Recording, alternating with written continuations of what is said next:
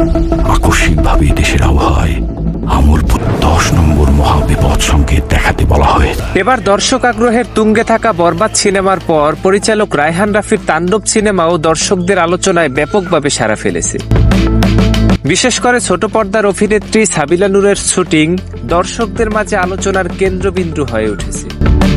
লোকমুখে বলাবলি হচ্ছে, বড় পর্দায় প্রথমবারের মতো অভিষেক হওয়া সাবিলা নূরকে সুযোগ দিলে বিশ্বজয় করবেন তিনি। ইতিমধ্যেই তাণ্ডব সিনেমার ট্রিজার যেন পুরো বিশ্বকে কাঁপিয়ে দিল।